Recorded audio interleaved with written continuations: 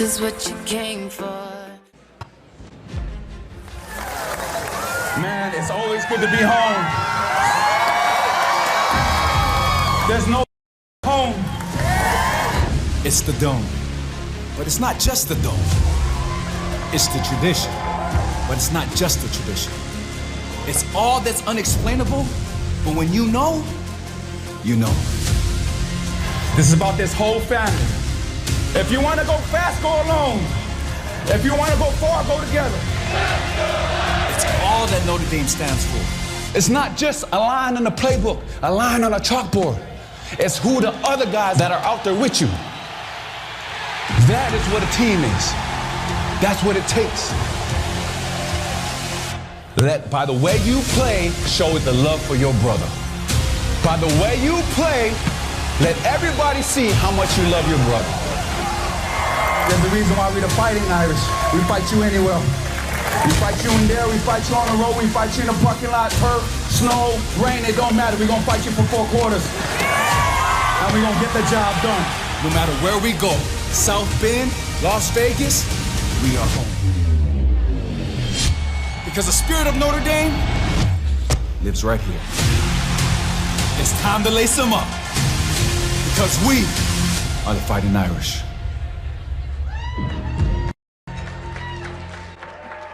All right, all right. Let's see if we have that Irish spirit here in Denver. Go! Irish! Come on now. We got Coach Freeman here in the building in the Mile High City. Go! Irish! Go! Irish! Go! Irish! All right, well, I guess the Notre Dame spirit is alive and well here in Denver, Colorado. Give yourselves a round of applause for being here tonight. And now let's stand and give a warm welcome to our 2 special guests, the Notre Dame Alumni Association Executive Director, the epic Dolly Duffy, and our head coach, Marcus Freeman.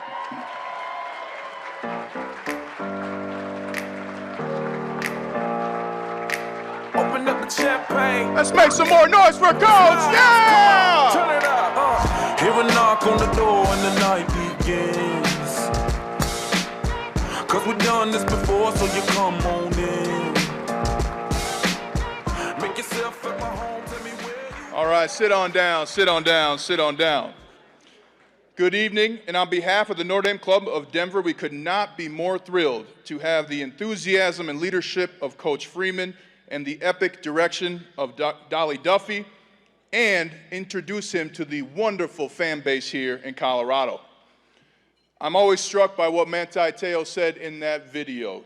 If you want to go fast, go alone. If you want to go far, go together.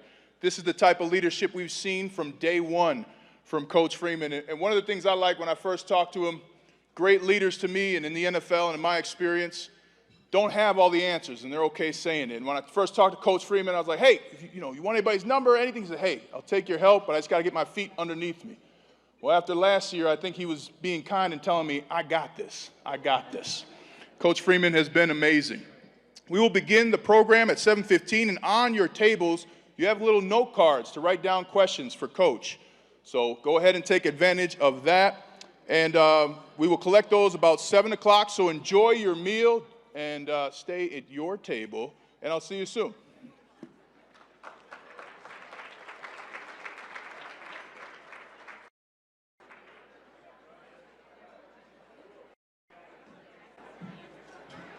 Before we start, I just wanted to make sure we did the invocation here. So if we can just take a moment and have a little silence, please. So in honor of Mother's Day and the celebration of 50 years of women of the university, at the University of Notre Dame, and commencement ceremonies this week at ND, we begin with a prayer led by a student at last year's ceremonies. Let us begin in prayer. In the name of the Father, and of the Son, and of the Holy Spirit. We pray with deep recognition of the myriad of faith and spiritual traditions that are represented here today, and we join together as this diverse community of faiths. Allow us to begin first with gratitude. We give gratitude.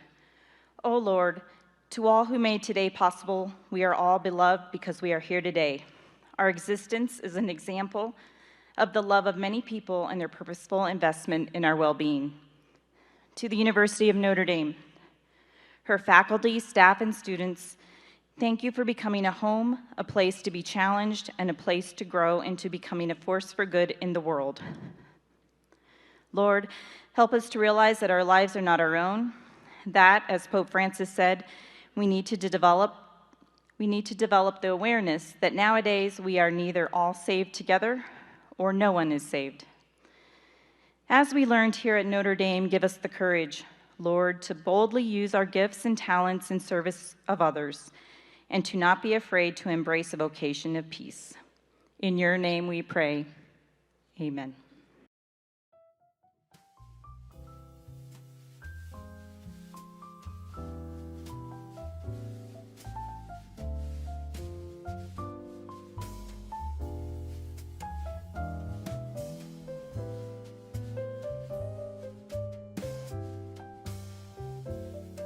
We wanted to take a minute here to give a little update. First, recognize some of the people in the crowd. Let's give another round of applause for Coach Freeman and Dolly Duffy, huh?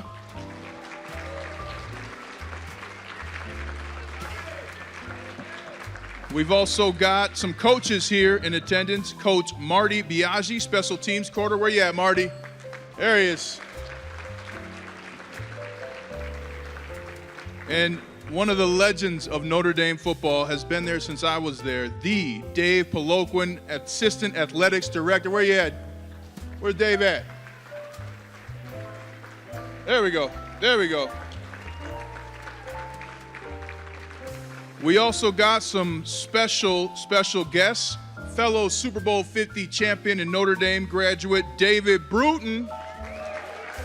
Yeah, there you go. David is now a physical therapist and owns his own place. What's it called again? Between the Lines? Between the Lines physical therapy. So if you need something, don't go to Stedman, right? And I believe, do we have Mike McGlinchey in attendance? Mike? I didn't think so. Made you look. Yeah, he'll be here soon.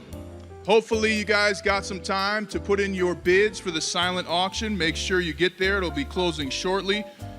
All the proceeds will go to scholarships for our local Notre Dame students. And how about this?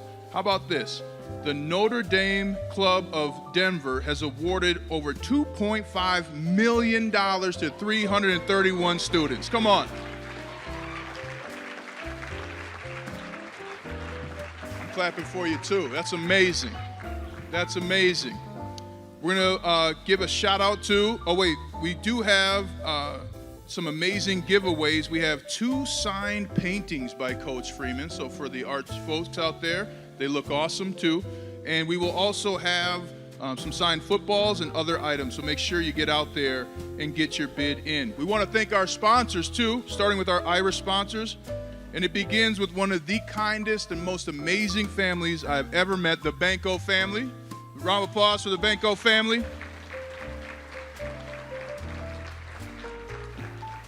We also have the Martin family. Give them a round of applause, the Martin family. And the Buckendorf family. Another round of applause for the Buckendorf family. And then we got our Shamrock sponsors, starting with arguably the most impactful family, not only in the world, but here in Colorado, those who started the Clow Institute for Civil and Human Rights, Rick and Molly Clow, the Clow family, ladies and gentlemen. We have the Webb Legal Group. Give a round of applause, Webb Legal Group. Denver Legacy Law. And the O'Connor Simodinis, did I nail it? Nailed it. Yep, family, yep. When you got DJ Uwe Ungalele, you can get names like that, you know? And so now, again, a reminder, we'll begin shortly, but make sure you get there, get outside, and get some of those silent auction items in. We'll be starting in about 10 minutes. Again, 10 minutes.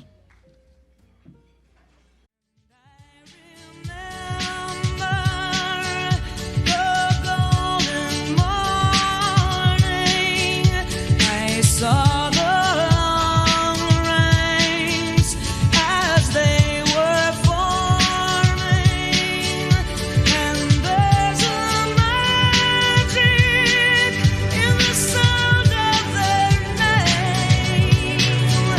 Here come the Irish of Notre Dame, the pilgrims bound by the sacred waters, and arm in arm go the sons and daughters. The drums are rolling and forward bound. They're calling spirits up from the ground, and there's a magic in the sound of their name. Here come the Irish of Notre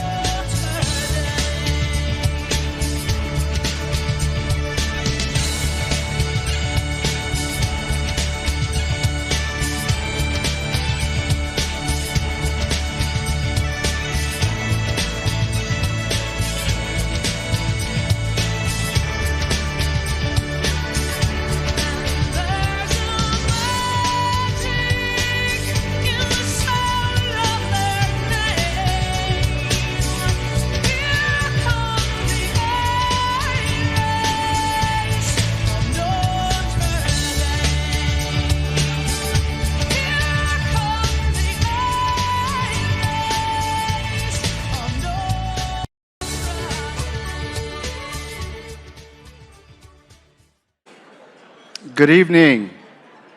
I hope everyone has enjoyed their dinner thus far and with great company and a great meal tonight. My name is Julio Casillas. I'm the president of the Notre Dame Club of Denver. On behalf of the entire board, we are truly grateful. Thank you. Thank you. Thank you. Thank you. We are truly grateful for your attendance tonight, the tonight's celebration for our ND family. Tonight, we are honored to have the Dick Corbett head football coach, Marcus Freeman, as our guest of honor, and we could not be more thrilled. On December 3rd, 2021, Coach Freeman was announced as the 30th head coach in our school's history. He led Notre Dame to a 9-4 record, capped with a win over number 19 South Carolina in the Gator Bowl. In his first season at the helm of the program in 2022, the Irish notched wins over 4 ranked teams, including a statement win over 5th-ranked Clemson.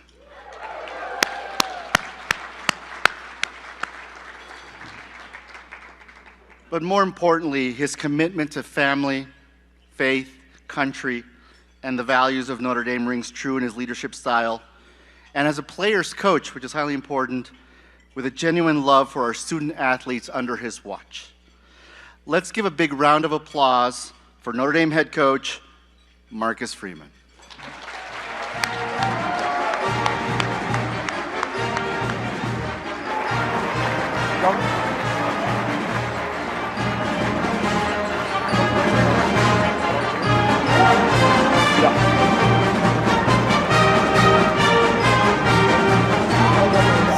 In a couple minutes.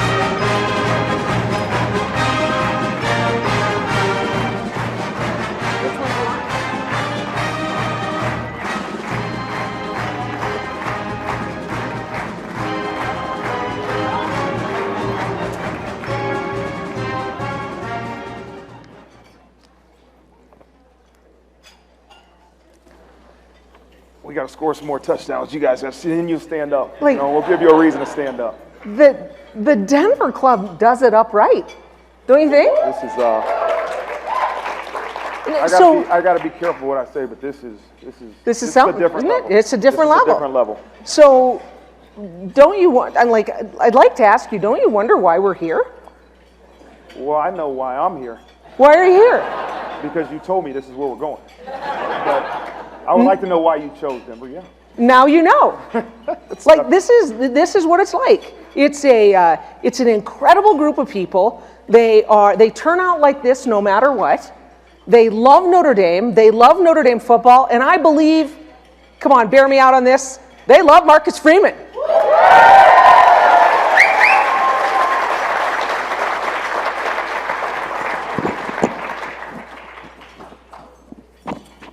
So before we get into football, right, you are a family man. You're known for that, right? And just to underscore it, Vinny, Sienna, Gino, Nico, Capri, and Rocco. Do you think they're Irish? I don't think so. And if you, I bet you can tell I had zero input on the names of those children. you are a total family man, and so let's go straight into. You just speaking of your family. You took your mom as your guest to the White House. Yeah. How did that happen?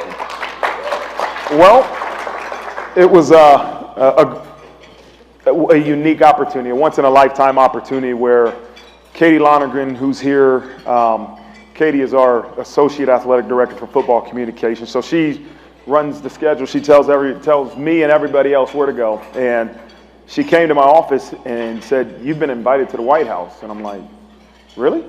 And so basically, President Biden was hosting a dinner for the President of South Korea, and the President of South Korea invited me and a guest.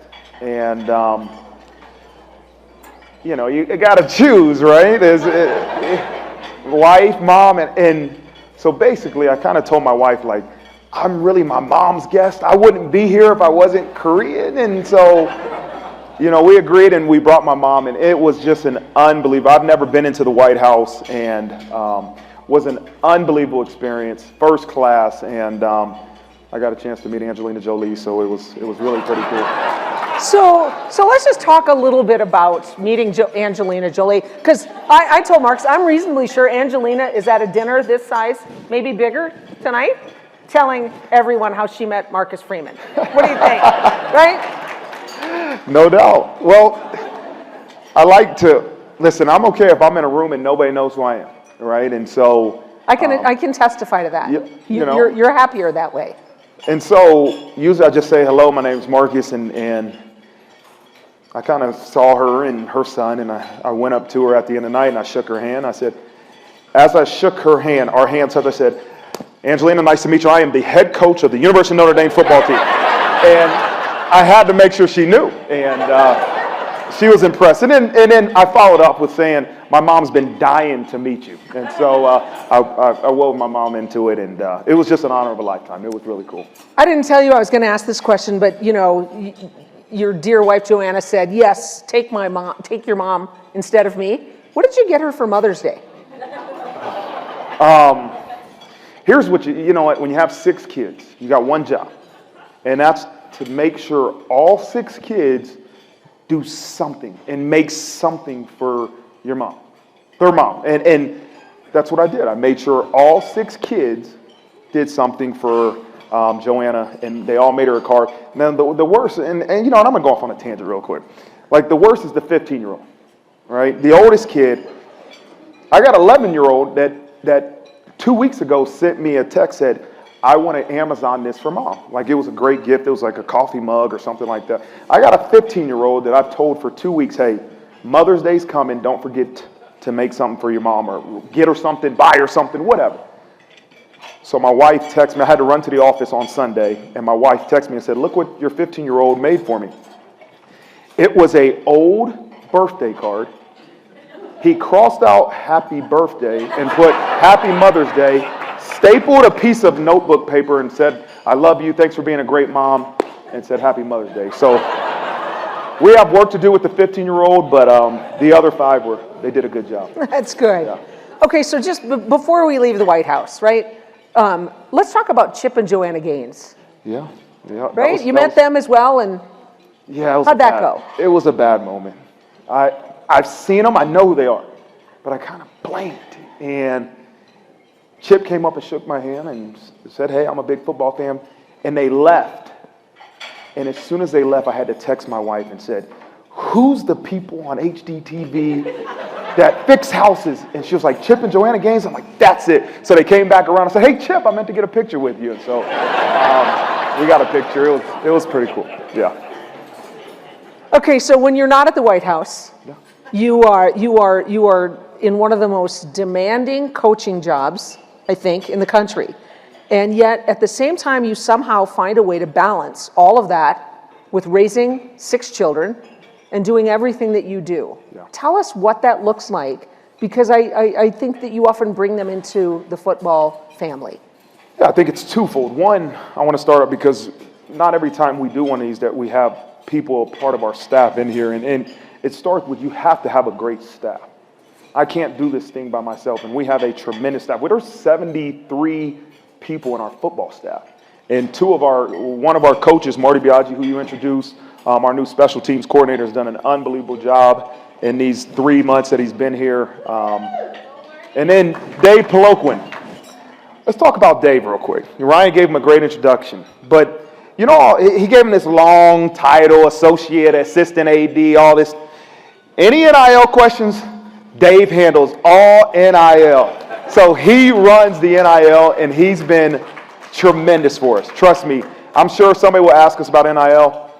We've done a great job. Our university has been committed to making sure that Notre Dame, we're going to maximize NIL opportunities, and it's a big part of Dave. It's big because of what Dave has done and his staff, and so special shout out to Dave and what he does for our football program. Now, when you talk about your family, you know, there's no way to have a balance with the demands of being a football coach and really the demands of trying to co-parent 6 kids. And so I always say we have a blend. We have a blend between my wife and the kids in our football program because I can't be home every night. There's a lot of times, the majority of times I leave when they're sleeping, I get home when they're sleeping. So if my wife can bring 1, 2, 3 kids over for 5 minutes, over for a meal, over just to say hello, she does that. And it's just great to see them. But the other reason I love that is because I believe the greatest lessons our players learn is from what they see. And it's not what we say, but what they see. And so I want them to see us as husbands and fathers, right? Because those are things that will last way longer than a game of football. And so it's really important to have our kids around. The coaches bring their kids around. Coach Biaggi brings his son around. And it's really important that our players see us as more than just football coaches. We're husbands and fathers.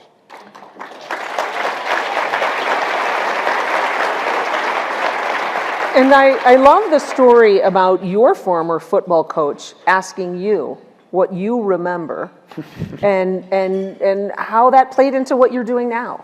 Yeah, so weeks after week 6, so we had just lost to Stanford. I get a call from my college coach, Jim Tressel, and he says, hey, I happen to be going to Chicago. I want to stop by and see you for an hour.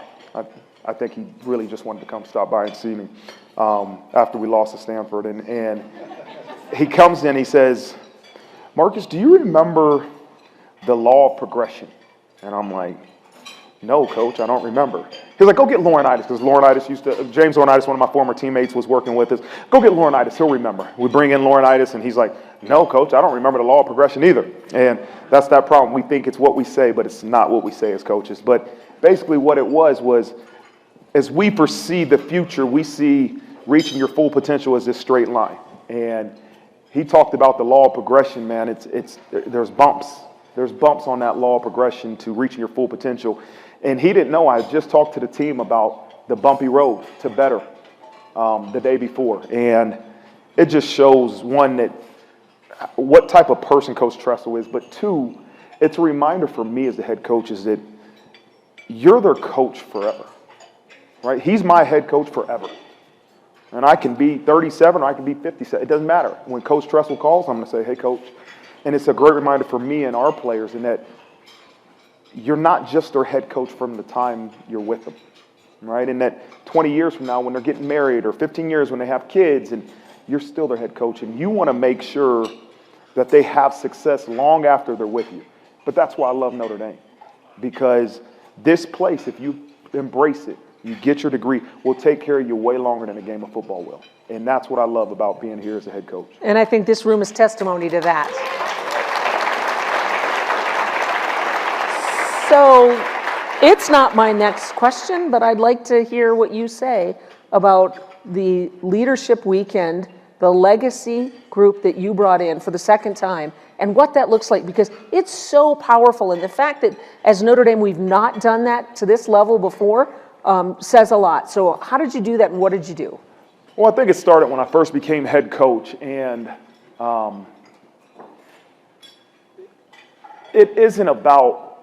this program isn't about a person. It isn't about who's the head coach. It's about the University of Notre Dame's football program. And Notre Dame's football program is here because of the previous players, because of what this program has been built on. And I've been fortunate to be named head coach. But this program has been built to where it's at by the previous players and the former players. And so what I wanted to do is make sure they knew from me as the head coach, this is your program. Yeah, I'm the head coach, but this is your program. And so last year when I was the head coach, I invited them all back for the spring game. And we had probably 300 former players come back, and it was great. It was great to spend time with them. Our players networked with them. I had our players on a Thursday spend 2 hours with the former players, and I said, just don't talk about football. Talk about life after football. Talk about decisions you can make now as young people that will help you when you're done playing. So then I challenged them this year, hey, let's get more guys back. And we had over 415 to 20 players come back. And it was an unbelievable weekend, and Ryan was back. And it was just, this is what it's about. It's about using this network of not just Notre Dame alumni, but also the football players that have really done everything our players want. David and Ryan Harris, who are both in here, they're examples of what I aspire for our players to be, right? We want you to be great college football players. We want you to be a part of teams that win championships. We want you guys to be drafted as high as you can to the NFL. We want you to play the game at the highest level. But then we want you to have success when you're done playing, because sometimes our young people, even myself, grew up in Dayton, Ohio. Neither of my parents were college educated. And all I could think about as a young person was, man, I want to go play college football, and I want to go to the NFL. And the dreams kind of stop after that. I'm going to make it to the NFL. And then all of a sudden you make it, and you're like, okay, now what? Right? Even if you do make it or you don't make it. And so that's what's important. Our kids, we don't want to cheat your dreams of making the NFL. You can do that. You'll be developed. You'll play the highest level at Notre Dame. But there's so much more to it. Right? I use Kyle Hamilton as an example. Everybody on our program wants to be Kyle Hamilton. He was drafted 14th overall last year for the Baltimore Ravens. Kyle Hamilton was back in the spring trying to finish up his education to get his degree. He was a first-round pick. So if it's all about being a first-round pick, why is Kyle Hamilton back here getting his degree? Why is Cole Kmet back getting his degree? Because they understand the game of football won't take care of you for the rest of your life, but the Notre Dame education will. And so that's why it's important to bring our former players back, so our players understand how important it is.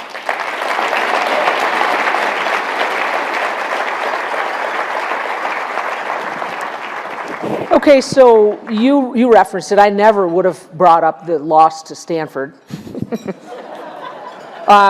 It was a tough start to the season, right? Now, really tough. And you're under incredible scrutiny. Let me just say, you finished unbelievably well. But what did it feel like when you started that season? And Marshall, right? Yeah. That was tough. Oof. Yeah. I think this might be the last time I ever get to interview him. Oh, oof. I'm sure we've all had failures, but that was a low one. Oof, that was low. Well, I think here's what I learned in 23 days, okay? December 3rd, you're named head coach, right? And 27 days. December 3rd, you're named head coach. Everybody's seen the video. You're introducing to the team. Get out of the locker room. Everybody's cheering. The players are happy. One of the highest, probably highest moment that I could dream of being a head coach, right? That moment. 27 days later, January 1st, you're giving a post-game speech to your team after you lose your first bowl game, up 21 points, right? One of the lowest of lows. And that's what I learned, right? This game offers you the highest of highs and lowest of lows. So then we start building that last season. We go play Ohio State week 1. And we're leading. Hello. We're leading going to the fourth quarter. Right a minute before the fourth quarter. Can you hear me? All right. A minute going into the fourth quarter, we're leading. And we end up losing that game. But you play well enough that it's like, all right, hey, you played them close. That's a good team. We know we're going to get our first win versus Marshall. Let's go. Not so fast. And, that was a tough one, a tough pill to swallow, tough game.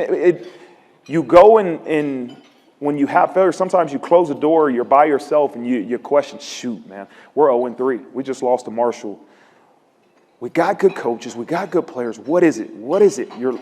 We always talk about people. I got the amount of texts I got to say, trust the process. I mean, we're endless. And I said, we can't just trust the process. Can't do the same thing. We have to start fixing the process. We have to fix things. You have to change. Subtle changes, but you have to change. And we made some of those changes, and then you win 3 in a row. And you beat 2 undefeated teams, a North Carolina and a BYU. And I said, okay, I got it. We're good. I figured it out. We're good. And I'll never forget, we're getting ready to play Stanford. That Friday, Jack Swarbrick calls me. It's like, hey, I've left you alone. I know you were trying to build this. You're figuring this thing out, but you got to figure it out. I need you to go meet with some committees on Friday. And I'm like, okay, let's do it. And then all of a sudden we lose that game. And I'm like, oof. And what we kind of talked about is what Coach Tress was talking about, the law of progression, but we called it the bumpy road. And the road to where we want to go is bumpy. And there's things that can sway you out of the middle. We always talk about you got to stay right in the middle of that bumpy road. So those 3 losses or those 3 wins, they can't sway you out of the middle, right? You get praise when you're the head coach. You get criticism when you lose. That can't sway you out of the middle, right? Victories, defeats, praise, criticism. You know what? Looking at your journey versus somebody else. Look at the next first-year head coach. Man, he's winning. He's 6-0. Don't compare your journey to his. Stay right there in the middle. And in the middle, you just continue to focus on improvement. So that can be as the head coach. That can be you as a player, right? You might be starting. You might have gotten pulled. You might be redshirting. Just focus on improvement. And so you win 5 in a row. Then you lose to USC. And the same thing, stay right in the middle. Just focus on improvement. And we finished the season off the right way. And now we got to get ready for the next one, right? And it's just staying right in the middle of that bumpy road and not letting voices or other outside thoughts really sway you out of what's important. That's the constant improvement. So you're getting ready for the next season, right? And you had some turnover in your coaching staff, but there's always turnover. Everyone's looking to move. We have the gift of having Marty Biagi here, who was one of the new coaches, kind of came back again after being at Notre Dame before, and a handful of others. What does that look like for you, and where are the strengths that you're seeing? Yeah, change is inevitable, and change isn't always bad, but change kind of stinks right in the middle of it. And what does that mean is that, I give our coaches ownership of their position. Like, Marty Biagi is the head coach of the specialists. He's the head coach. Like, it's his job. That's your group. Same thing with Tommy Reese. He was the offense coordinator. He's the head coach. So when you have change, you feel a little bit of emptiness with that position, with those guys, And so you want to fill that position, but you got to get the right guy. And you got to process into hiring the right coaches. But the reality of it is the same perception. I was meeting with the chief of staff for the New England Patriots. And he was asking me about Michael Mayer. And I'll never forget, he said to me, Marcus, I want you to understand the perception we have of Notre Dame football players. High character, high standards, high success. That's why we want Notre Dame football players. Well, the same thing goes for our coaches. They're wanted. All 10 of our coaches were either offered other positions at other schools or NFL job interviews.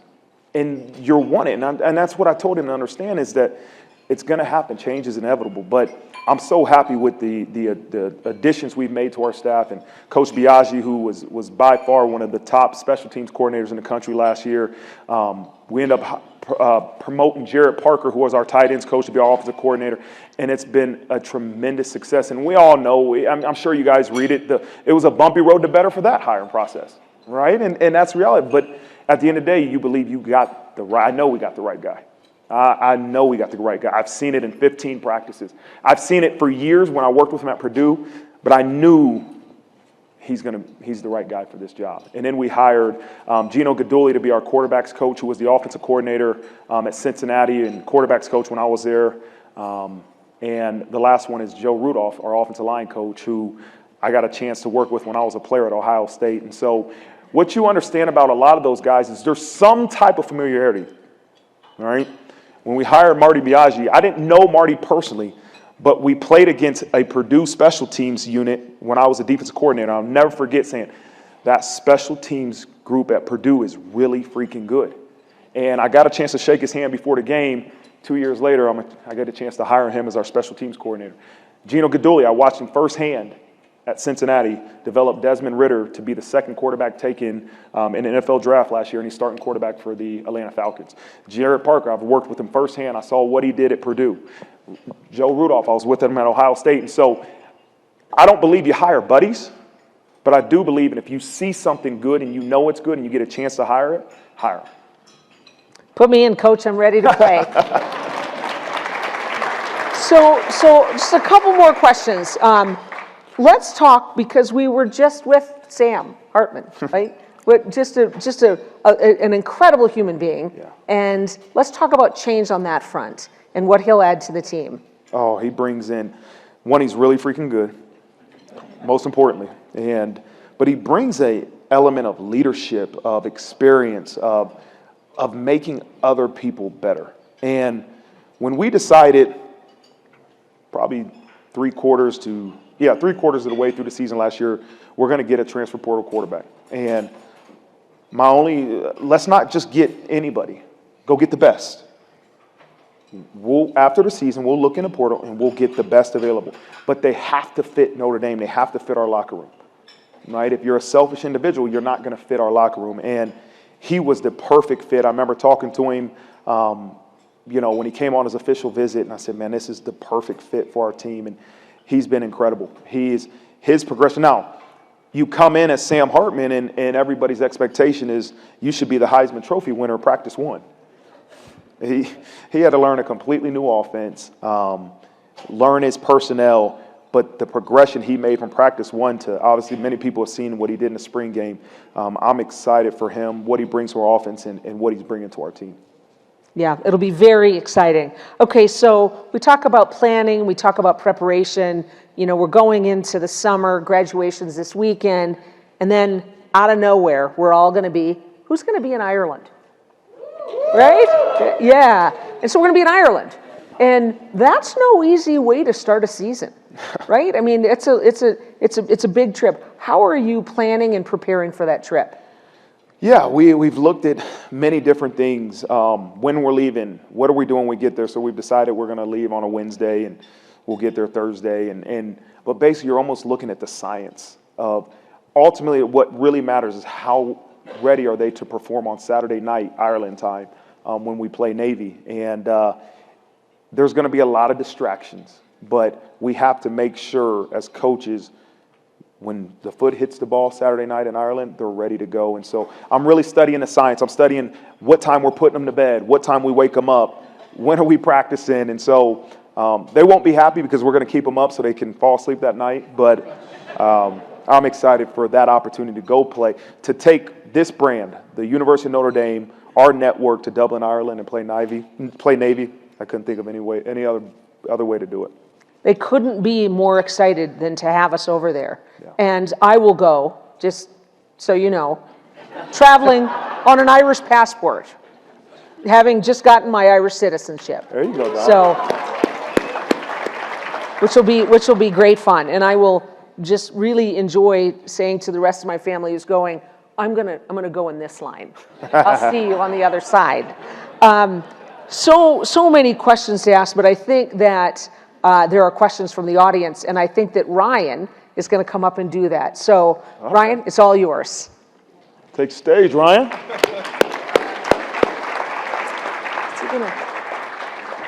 Softballs. I didn't even know the president of Korea's name, man. He knows Me your either. name? That's amazing. Mr. President of South Korea. Mr. President. All right, here we go. Some questions from the tables. This is a fun one to start from one of the youth in the group.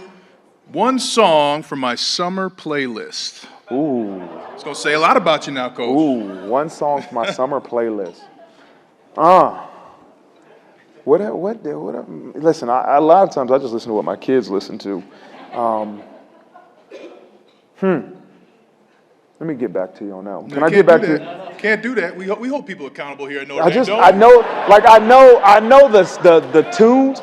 I wish I had my You phone. can sing I could it. Go play ahead. Go ahead. Let me hear. Man, what is that song? You can get a lyric. I don't know. We'll come back to you at the end, but you got to answer. The other song I could think it's a Morgan. Is it Morgan Wallen? They like you just go to top hits and then Morgan Wallen song. They like that song. I mean, it's one of those top hit songs. You know? Right. But you can't go wrong. Morgan, is it Morgan Wallen? I don't want to say. I got 3 kids too. I don't know. Baby Shark. All right. You see now why we've been trying to get a game here in Denver, right, Denver? Yeah. That's kind of loud, Coach. Yeah, I like kind that. of loud. What teams would you like to see in future Notre Dame schedules that we don't play? This is going to be on social media. Oh, my God. We ain't got. Turn the camera off. Listen. No, yeah. Listen, I would love to have a Shamrock Series game right here in Denver. Listen, we'll play anybody. You know that. You know, and we'll play anybody. Sure. Whatever you guys say, we'll play anybody. But I think it would be a great opportunity to have a Shamrock Series game right here at Mile High Stadium in Denver, Colorado. Let's do it. All right, now I just preface this by saying Dave Peloquin's the man to talk to about NIL. That's right. But let me ask you this. How much do recruits ask about NIL when you visit with them? It's a part of the conversation. It's a part of the conversation. And I just direct them to Dave. And I tell them to go see Dave. But it's a part of the conversation. But what I've always said is don't choose Notre Dame because of NIL. Choose Notre Dame because of what it provides for you, including NIL, including football, including the education. But if you're looking for who's going to pay you the most money and the highest bidder and all those different things, don't pick Notre Dame. And you and I got to talk before. Tell them about that education piece. You better educate some guys about taxes and the like. Oh, yeah. We hired Amir Carlisle, who played at Notre Dame, and he is our director of player development. And he meets with them often for financial literacy. We had to educate them on taxes and when tax day was and tax returns and all those different things. So with money, with NIL, right, you have to educate our young people on how to take care of that. And then they got to make the decision. They'll make the decision on what to do with the money. All right. Next question. Best advice given, best advice you've received. Best advice I've given? Yep. That the road to where you want to go is bumpy. And it's never how you foresee it on the front end, right? That's the reality of life. That can be your football, that can be in marriage, that can be in parent, be as a parent. It's never how you foresee it on the front end. The best advice I've received, man, my father used to always say, work hard, but treat people with respect. And so that's probably some really good advice. Hey. Heck yeah. Last question for you. No, not another song. How would you categorize this year's recruiting season?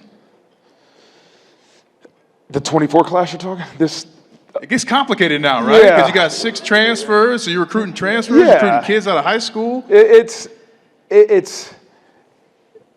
really unique. So you look in the transfer portal for very specific needs to enhance your roster.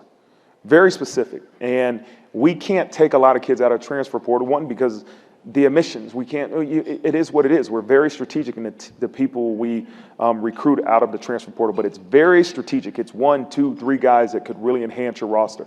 High school kids, to me, is still where you're going to get the core nucleus of your team and your recruitment. And to me, it's a progression now. This thing lasts for long. We got 15, 16 guys maybe committed now, and It's still a long time till you get to December, and a lot of people will continue to recruit them. So we have to continue to invest in those guys. And so it's about relationships. It's relationships and trust. And ultimately, there's going to be a guy or two that decommits. That's the reality of college football. People change their mind. But I believe the core nucleus of who we have in this 24 class are going to be extremely special. Well, we believe in you, Coach. Ladies and gentlemen, Marcus Freeman, huh? Thank you. Great job. Appreciate it.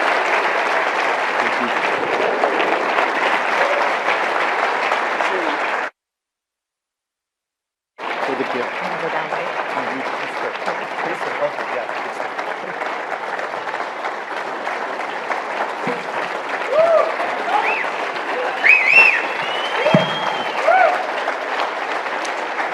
Thanks, Ryan. Whoop. Hello? Okay. Thanks, Ryan. Wonderful questions. Thank you, Coach and Dolly, for a wonderful panel, fireside chat. Always love the sort of the candid conversations. On behalf of the Notre Dame Club of Denver, we would like to present both Dolly and Coach Freeman with a small gift presented by Mark Miller, Thank you. representing our senior alumni, and Cooper Cohen, representing our young alumni. Proud of you. Thank you so much. Thank you. Good to be here. Move closer for a quick Picture. Coach Freeman, with your caring concern for children with cancer, families in need, and the future of young athletes, we would also like to present a donation on behalf of the Denver Club to the CL Strong Foundation. And for those in the audience, please see the QR code on your program to help us share in thanking Coach Freeman.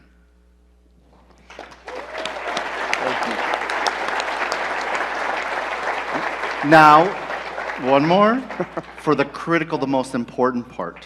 Mark, Yeah. Coach and Dolly, please. set your stuff down. Okay. Okay. Now, before you head out, Coach Freeman, we would love everyone to please stand and sing our alma mater All right. as one ND family. And the words are on there in case you don't know it. I know it. I know it.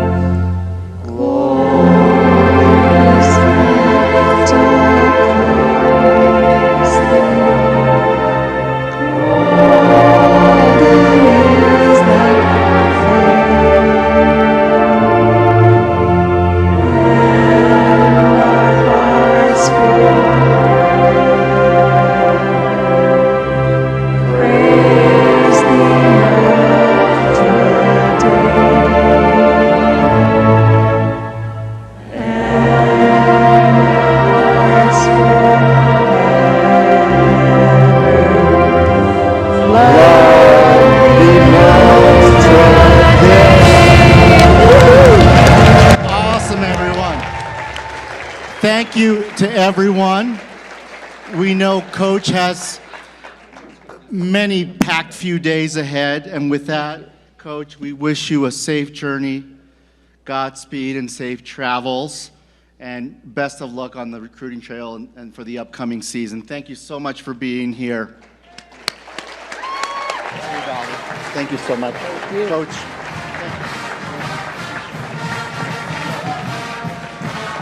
Everyone, we're ready to wrap up, but we have a few things, including the winner of the signed football, so don't go anywhere. Coach has to go, but just give me a couple minutes. There you go. You guys are off.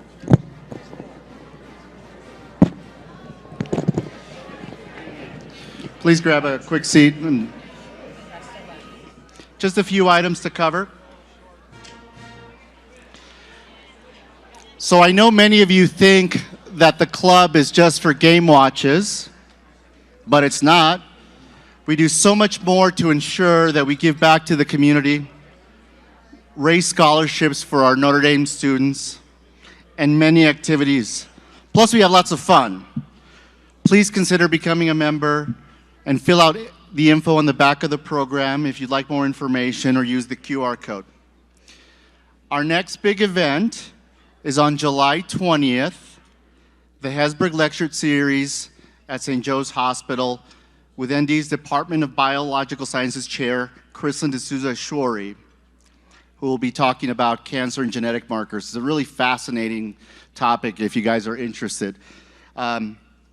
As a keepsake, you could take any of the scattered sayings that are on your table that describe, the coach's leadership style, and they're very inspirational, so feel free to take those. If you're interested in the football centerpiece, please bring one to the silent auction area, and for a donation, you can purchase it for starting at $50 for a donation to our Bishop Evans Scholarship Fund. Okay, so now here's the big reveal. The winner of the signed football from Coach, okay? So just to let you know, this was fair. None of the board members were included, or relatives or cousins or anything like that. And I just got the name, so here you go. So for the winner, please go to the check-in area and they'll give you instructions for the football. All right. And the winner is Christy Januario is our winner. Where's Christy?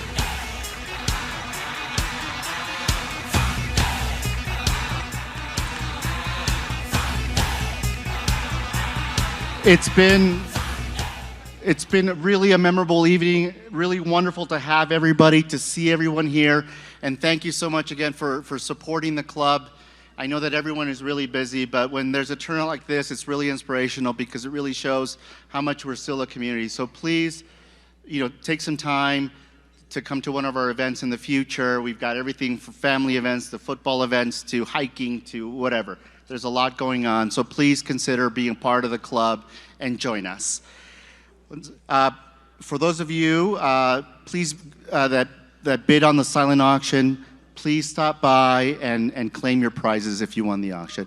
Have a wonderful evening, everyone, and go Irish. Thank you so much.